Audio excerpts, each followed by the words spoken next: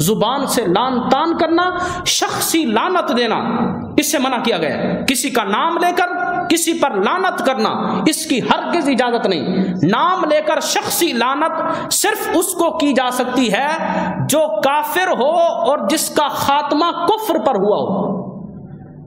زندہ کافر کو بھی لعنت دینے کی اجازت نہیں ہے۔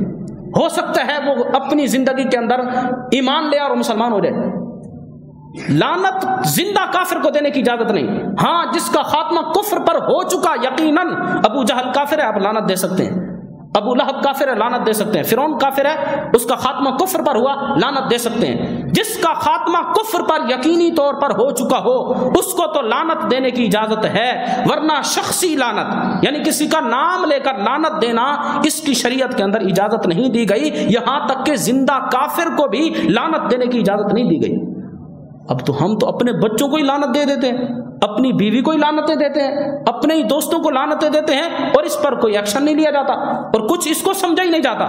میرے آقا صلی اللہ علیہ وسلم ایک مرتبہ سفر پر تشریف فرما تھے، سفر پر جا رہے ہیں، صحابہ بھی ساتھ ہیں، سواریوں پر اونٹنیاں بھی ہیں، گھوڑے بھی ہیں۔ تو ایک صحابی اپنی سواری پر سوار تھا، تو سواری کو ہانکنے کے لیے اس نے سواری کو ملعونہ کہا، لعنت دی۔ تو میرے آقا صلی اللہ علیہ وسلم ناراض ہوئے، اور حضور علیہ الصلوۃ والسلام نے فرمایا کہ اس کو کہو کہ اپنی ایسی سواری سے اتر جائے جو لعنت شدہ ہے۔